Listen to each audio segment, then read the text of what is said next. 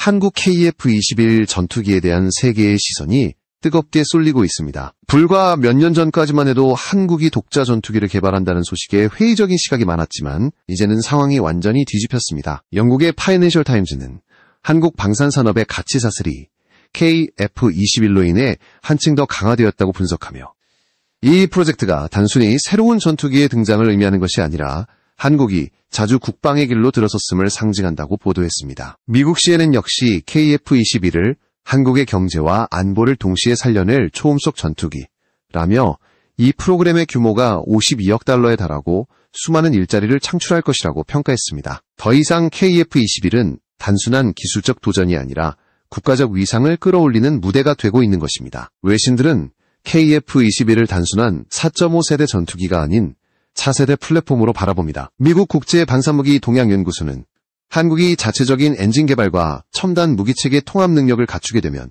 KF-21을 5세대를 넘어 6세대까지 발전시킬 수 있다고 전망했습니다. 이는 곧 한국이 미래 공중전을 주도할 수 있는 기술적 자립을 확보한다는 의미이며 전 세계 전투기 시장의 질서를 흔들 잠재력을 보여줍니다. 불과 10여 년 전만 해도 한국은 전투기 핵심 기술 대부분을 수입에 의존했지만 지금은 세계 7대 전투기 강국 반열에 올랐다는 평가를 받고 있습니다. 이는 한국이 방산 역사의 새로운 장을 열고 있음을 보여주는 강력한 증거입니다. KF-21의 등장은 단순히 전투기 한 대가 탄생한 것이 아닙니다. 그것은 수십 년 동안 이어져온 한국 방위산업의 집념과 투자가 응축된 결과물입니다. 특히 글로벌 시장에서 한국이 가진 신뢰성이 KF-21을 통해 더욱 높아지고 있습니다. 인도네시아, 폴란드, UAE 등 다양한 국가들이 이미 관심을 보이고 있으며 이는 곧 KF-21이 단순한 군사 장비를 넘어 한국 기술력의 브랜드로 자리매김하고 있음을 의미합니다. 한화 에어로스페이스와 한국항공우주 산업이 체결한 최초 양산 부품 공급 계약만 보더라도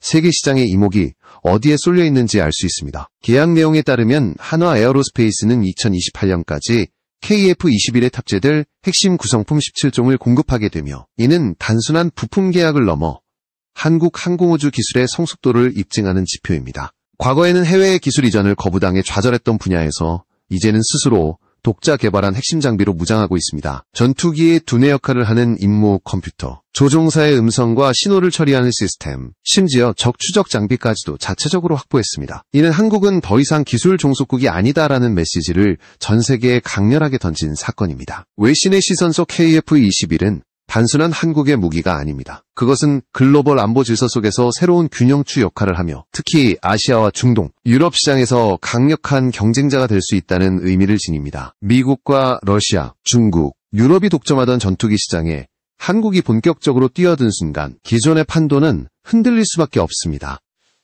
이 때문에 CNN은 KF-21을 두고 한국이 만든 새로운 수출 강자라고 평가했습니다. 단순히 국방력을 강화하는 차원을 넘어 방산 수출이라는 새로운 경제 성장 엔진이 될 수 있음을 보여주는 대목입니다. 이처럼 KF-21을 바라보는 국제사회의 시각은 찬사와 동시에 경계가 공존합니다. 동맹국에게는 신뢰할 수 있는 파트너이자 협력 대상이지만 잠재적 경쟁자에게는 위협적인 신흥 강자로 다가오기 때문입니다.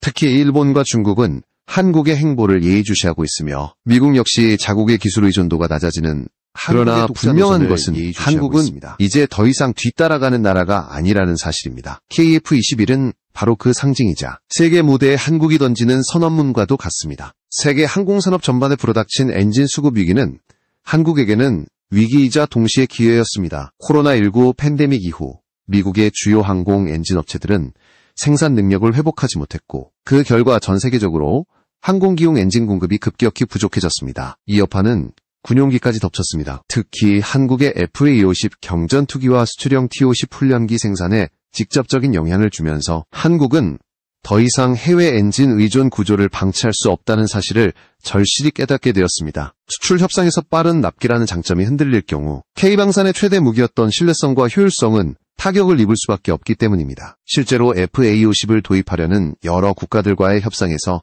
미국산 엔진 공급 지연은 치명적인 변수로 작용했습니다. 미국의 제너럴 일렉트릭과 프렛 앤 휘트니 등 글로벌 엔진 제작사들이 공급 차질을 빚으면서 한국은 약속한 기한에 맞춰 수출을 이어가기 위해 큰 압박을 받았습니다. KAI는 언론을 통해 엔진 수급에 어려움이 있는 것은 사실이지만 수출 지연은 발생하지 않을 것이라며 한화 에어로스페이스와 협력해 물량을 확보하겠다고 강조했지만 이는 근본적 해결책이 될 수 없었습니다. 결국 이러한 상황이 국산 엔진 개발은 더 이상 선택이 아닌 필수라는 인식을 한국사회 전반에 퍼뜨리게 된 것입니다. 엔진은 단순히 기계 부품이 아닙니다. 항공기의 심장이라 불리며 독립적으로 생산할 수 있는 국가는 손에 꼽힙니다. 지금까지는 미국산 엔진을 라이선스 생산하는 방식으로 어느 정도 자립도를 확보했지만 라이선스의 한계는 명확했습니다. 부품의 핵심 설계 권한은 여전히 미국에 있었고 이를 수출할 때마다 미국의 허가를 받아야 했습니다. 이 구조가 유지되는 한국의 항공기는 세계 어디로든 자유롭게 날아갈 수 없었습니다. 바로 이 지점에서 국산 엔진 개발이 국가적 과제가 되었고 방산 독립의 열쇠로 떠오른 것입니다. 팬데믹으로 인한 공급망 붕괴는 이 문제를 더 선명하게 드러냈습니다. 항공 엔진의 핵심 부품은 고도의 정밀 기술과 특수 소재를 필요로 하기에 한 번 병목이 발생하면 전 세계적인 도미노 현상이 이어집니다. 실제로 2020년 이후 항공 엔진 가격은 급등했고 부품 확보 경쟁은 전례 없이 치열해졌습니다.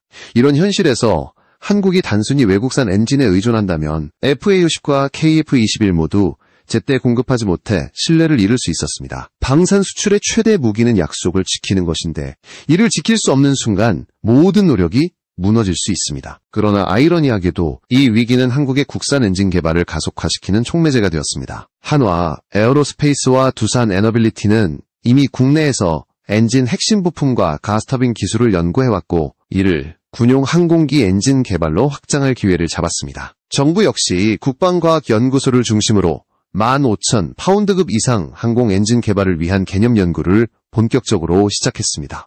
이는 단순히 미국 엔진을 대체하자는 차원이 아니라 한국 기술로 세계가 인정하는 독자 엔진을 만들자는 선언과 같았습니다. 한국의 전략은 명확했습니다. 첫째, 단기적으로는 F414 엔진을 기반으로 한 국산 모델을 설계해 기존 전투기 개발 일정을 흔들림 없이 유지한다. 둘째, 중장기적으로는 독자 기술을 축적하여 글로벌 시장에서 자립할 수 있는 완전 국산 엔진을 완성한다. 셋째, 이를 통해 단순한 부품 교체가 아니라 국제 무대에서 엔진까지 만드는 나라라는 상징적 위상을 확보한다는 것입니다. 이 세 가지 단기적 목표는 지금 한국이 직면한 공급 위기를 넘어 방산 강국으로 도약하기 위한 청사진이기도 했습니다. 세계적으로 엔진 독립은 극히 제한된 나라들만이 누리는 특권입니다. 미국, 영국, 프랑스, 러시아, 일본 정도가 여기에 속합니다. 중국조차도 아직 완전한 독자 엔진 개발에는 성공하지 못하고 있습니다. 그렇기 때문에 한국이 국산 엔진 개발에 성공한다면 단숨에 세계 항공산업의 핵심 플레이어로 도약하게 됩니다. 바로 이 지점에서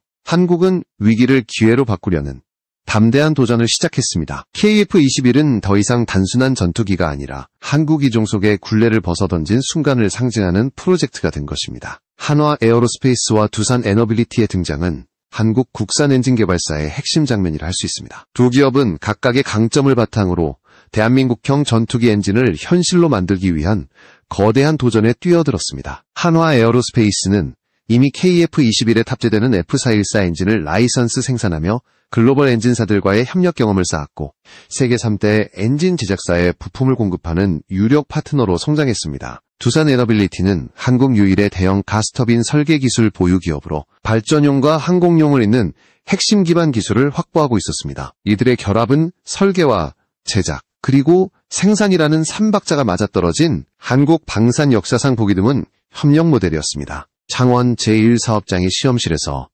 국산 엔진의 불꽃이 처음 점화되었을 때 이는 단순한 실험이 아니었습니다. 굉음과 함께 분출된 푸른 화염은 한국형 심장이 실제로 뛴다는 것을 세계에 보여준 상징적 장면이었습니다. 시운전실은 다양한 고온 고압 환경을 재현할 수 있는 최적의 조건을 갖추고 있었고 엔지니어들은 수많은 계측기를 통해 엔진의 안정성과 출력, 연료 효율을 꼼꼼히 검증했습니다. 시험 장면을 목격한 관계자들은 이제는 한국이 더 이상 엔진 종속국이 아니다 라는 확신을 얻었다고 말했습니다. 이는 한국이 반세기 동안 갈망해온 독자적 엔진 시대의 서막이었습니다. 특히 주목할 부분은 소재와 냉각 기술이었습니다. 항공용 가스터빈 엔진은 섭씨 1600도 이상의 초고온 환경에서 작동해야 하는데 이는 금속의 녹는점을 뛰어넘는 극한 조건입니다. 이 때문에 전체 출력의 절반 이상은 소재와 냉각 기술에서 판가름이 납니다. 두산 에너빌리티는 이미 발전용 가스터빈에서 섭씨 1680도를 견디는 연소기와 터빈 설계 역량을 확보한 상태였고 이를 항공용 엔진에 접목시키는 데 자신감을 보였습니다.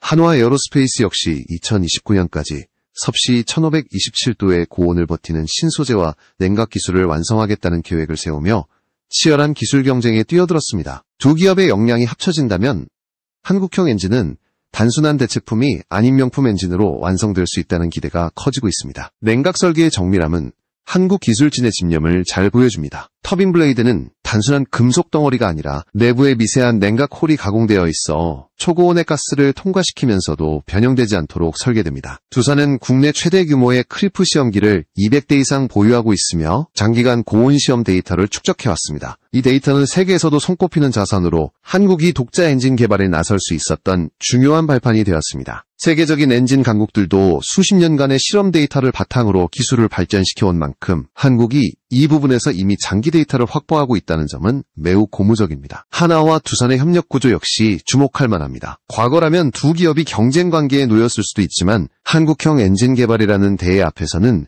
협력이 불가피했습니다. 국방과학연구소 ADD에서 진행한 엔진 개발 사업 평가에서도 두산은 설계 능력에서, 하나는 생산 능력에서 각각 높은 점수를 받으며 상호 보완 관계임이 입증되었습니다. 결국 양사는 함께 가야만 성공할 수 있다는 결론을 받아들였고, 이는 한국 국산 엔진이 한 단계 더 도약할 수 있는 원동력이 되었습니다. 여기서 중요한 의미는 한국이 단순히 기술적 성취를 넘어 엔진 독립이라는 전략적 자산을 확보한다는 점입니다. 전투기 동체는 국제 공동 개발을 통해 만들 수 있어도 엔진만큼은 반드시 독자 개발이 필요하다는 인식은 방산계 전반에 자리 잡았습니다. 이유는 간단합니다. 엔진 기술이 해외에 종속되는 순간 수출과 운용, 심지어는 정비까지도 외국의 눈치를 봐야 하기 때문입니다. 하지만 한국이 독자 엔진을 확보한다면 KF-21을 포함한 모든 항공 플랫폼은 완전한 자주성을 갖게 되고, 이는 단순한 무기 생산을 넘어 국가 안보의 독립이라는 궁극적 가치를 실현하는 길이 됩니다. 결국 한화 에어로스페이스와 두산 에너빌리티가 보여주는 성과는 단순히 기술의 문제가 아닙니다. 그것은 한국 방위산업이 성숙 단계로 진입했음을 알리는 신호이며, 동시에 전 세계 군수시장의 한국은 이제 엔진까지 만드는 나라라는 강렬한 메시지를 던지고 있습니다. 이 선언은 앞으로 KF-21의 경쟁력을 배가시키는 가장 중요한 무기가 될 것입니다. 한국이 국산 엔진 개발에 나서면서 전 세계 항공산업의 균형이 흔들리기 시작했습니다. 지금까지 엔진 기술은 미국, 영국, 프랑스, 러시아, 일본 등 극소수 국가가 독점해왔습니다. 이들 국가는 단순히 엔진을 생산하는 것에 그치지 않고 기술 이전을 철저히 차단하며 자국의 안보와 경제를 동시에 지켜왔습니다. 중국조차 아직 독자적인 고성능 전투기 엔진을 안정적으로 양산하지 못하고 있는 상황에서 한국의 도전은 세계적으로도 큰 파장을 일으켰습니다. 다시 말해 한국이 성공적으로 독자 엔진을 확보한다는 것은 곧 글로벌 파워 밸런스에 새로운 변수가 등장한다는 뜻입니다. 한국의 도전이 더욱 주목받는 이유는 그 접근 방식이 있습니다. 단순히 엔진을 모방하거나 조립하는 수준이 아니라 세계 최고 수준의 소재 기술과 냉각 시스템을 자체적으로 확보하려는 데 있습니다. 예컨대 프랑스 라팔 전투기의 엔진이나 유로파이터의 파워플랜트는 오랜 기간 축적된 기술과 데이터에 기반을 두고 있지만, 한국은 불과 10여 년 만에 이 간극을 빠르게 좁혀왔습니다. 특히 두산 에너빌리티가 확보한 초고온 터빈 기술과 한화 에어로스페이스의 글로벌 생산 네트워크는 기존 강대국들이 결코 무시할 수 없는 경쟁 요소로 떠오르고 있습니다. 이는 단순한 기술 추격이 아니라 새로운 성장 축을 만들어내는 혁신이라 할 수 있습니다. 국제 군수 시장에서는 이미 한국의 이름이 빈번하게 언급되고 있습니다. 일본의 IHI, 독일의 MTU와 같은 업체들은 글로벌 메이저 엔진사와 협력하는 소수의 파트너였지만 이제 한화 에어로스페이스가 이들 반열에 올라섰습니다. 한국이 단순한 부품 조달처를 넘어 독자적 설계와 생산 능력을 동시에 갖춘 풀스펙 국가로 인식되고 있는 것입니다. 이는 곧 한국이 유럽이나 미국, 일본과 대등한 협상 테이블에 앉을 수 있다는 의미이며 방산 외교의 지형을 바꿔놓을 수 있는 전략 자산이 됩니다. 물론 이러한 도전은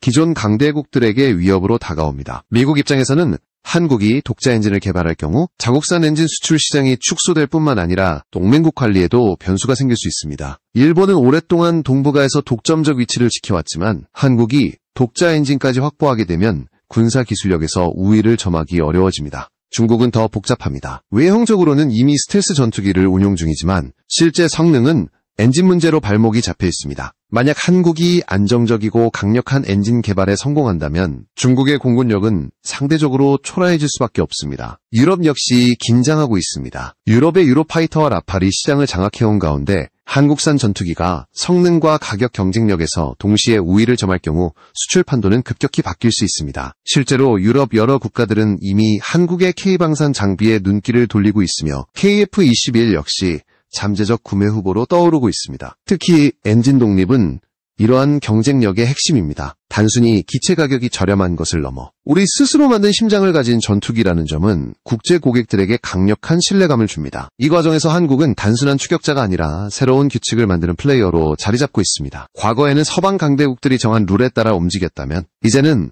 독자 기술을 무기로 시장의 흐름을 주도할 수 있습니다. 국산 엔진 개발은 단순한 기술 확보 차원을 넘어 외교 안보, 경제 전반에 걸친 영향력을 확대하는 전략적 카드가 됩니다. 이 때문에 한국의 엔진 프로젝트는 기술적 성과뿐 아니라 국제 정치적 의미까지 담고 있는 것입니다. 궁극적으로 한국이 국산 엔진 개발에 성공한다는 것은 세계 항공 기술 구도에서 6개국 클럽을 무너뜨리고 새로운 질서를 세우는 일입니다.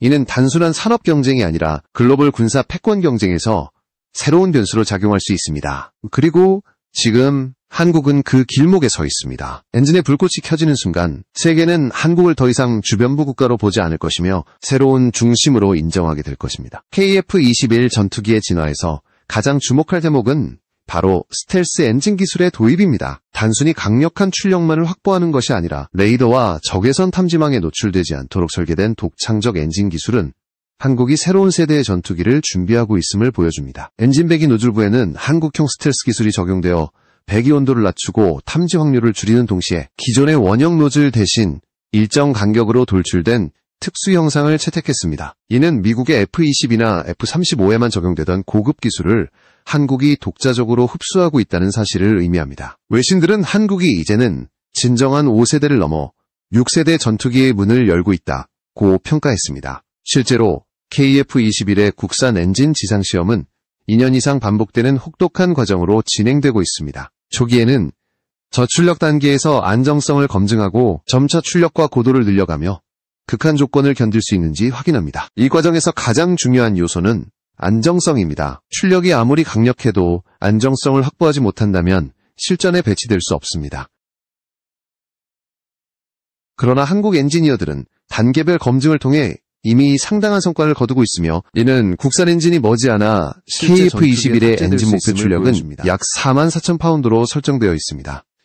이는 프랑스 라팔 전투기나 유럽의 유로파이터 타이푼보다도 강력한 수치입니다. 한국은 이 목표를 2030년까지 달성하겠다는 야심찬 계획을 세웠습니다. 단순한 선언이 아니라 이미 무인기에 국산 엔진을 탑재해 시험 비행을 진행하고 있다는 점에서 현실성 있는 로드맵이라 할 수 있습니다. 처음에는 소형 무인기에서 시작해 대형 무인기, 그리고 스텔스 무인 전투기로 확대 적용되는 단계적 방식은 한국이 얼마나 체계적으로 접근하고 있는지를 잘 보여줍니다. 이는 곧 KF-21뿐 아니라 미래의 모든 항공 플랫폼에 한국형 엔진이 장착될 수 있다는 가능성을 열어줍니다. 중국이 특히 긴장하는 부분도 여기에 있습니다. 중국은 아직까지 자국산 전투기 엔진의 신뢰성 문제를 완전히 극복하지 못해 러시아산 엔진에 의존해왔습니다. 그러나 한국이 KF-21에 국산 엔진을 안정적으로 탑재하는 데 성공한다면 아시아 군사시장에서의 비교 우위는 한국 쪽으로 기울 수밖에 없습니다. 특히 중동, 동남아시아 국가들은 값비싼 미국 유럽 전투기 대신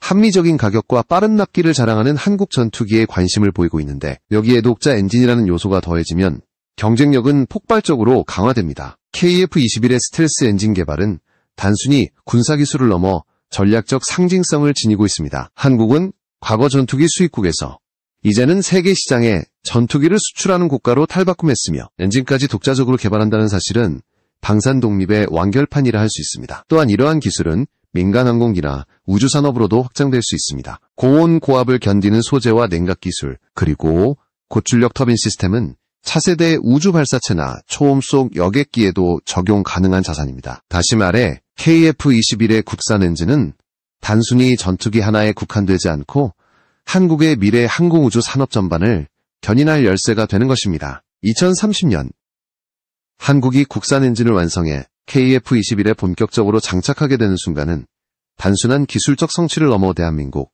항공 독립선언으로 기록될 것입니다. 더 이상 외국의 허가를 기다리거나 수출의 제약을 받을 필요가 없는 시대, 한국은 스스로 만든 심장으로 하늘을 지배하게 됩니다. 그 과정에서 한국은 단지 5세대 전투기의 클럽에 가입하는 데 그치지 않고 6세대 전투기 개발을 선도하는 나라로 도약할 수 있습니다. KF-21의 스텔스 엔진은 바로 그 미래로 가는 관문입니다. 최근 방위산업의 또 다른 축으로 떠오른 분야는 바로 레이더와 반도체 기술입니다. KF-21이 국산 엔진과 함께 진정한 독립성을 확보하기 위해 반드시 필요한 것이 바로 첨단 전자장비이기 때문입니다. 그 중심에는 한국형 AESA 레이더가 있습니다. 이 레이더는 기존 성능보다 3배 이상 향상되어 이미 유럽 수출을 시작했으며 한국이 단순한 무기 조립국을 넘어 전자전과 정보전에서 주도권을 확보할 수 있음을 보여주고 있습니다. 과거에는 미국과 일본, 프랑스가 독점 공급하던 핵심 반도체 소자를 이제 한국 기업들이